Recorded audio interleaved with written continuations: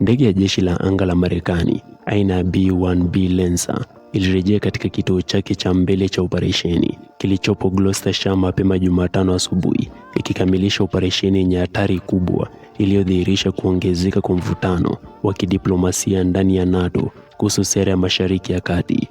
Ndege hiyo yenye nambari ya mkia 86-0120 ilitua katika kituo cha RAF Fairford saa 11:05 asubuhi kwa saa za UTC tarehe 18 Machi mwaka 2026.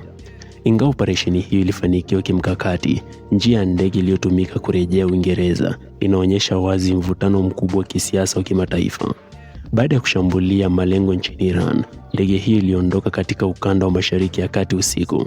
Licha ya uharaka wa kurejea, ililazimika kuchukua njia ndefu ya mzunguko ili kuepuka anga ya nchi kadhaa muhimu za Ulaya. Baada ya kuondoka eneo la mashambulizi, ndege iliruka juu ya bahari ya Mediterranean ikifuata njia kutoka pwani ya Israel kuelekea mlango wa Gibraltar. Ilipofika mwisho wa Mediterranean, ndege iligeuka kwa kasi kuelekea kulia na kuanza kuelekea kaskazini juu ya bahari Atlantic.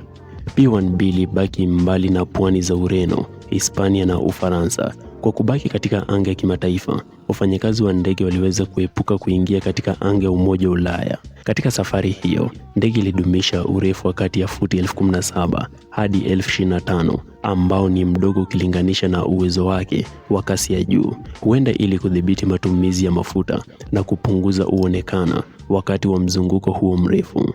Njia hii siyo ya kawaida, ni matokeo msimamo mkali unaochukuliwa na Madrid na Paris. Ingawa Uingereza na Marekani zinaendelea kushirikiana kwa karibu kuhusu umuhimu wa mashambulizi hiyo, Ufaransa na Hispania zimekataa rasmi kuruhusu ndege kupita juu ya anga zao kwa operesheni zinazoainishwa kama za mashambulizi.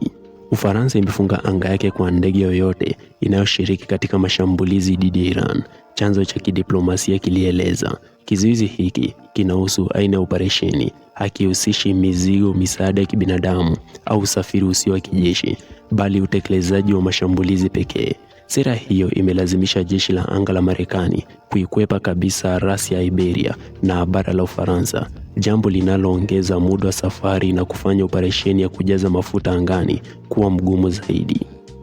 Kutoka kwa ndege hiyo katika RAF Fairford kunaashiria mwisho wa operesheni ndefu, lakini pia kunaonyesha changamoto za kiusalama na vifaa ambazo jeshi la Marekani linakumbana nazo pale washirika wa Ulaya wanapotofautiana na Washington kuhusu matumizi ya nguvu za kijeshi.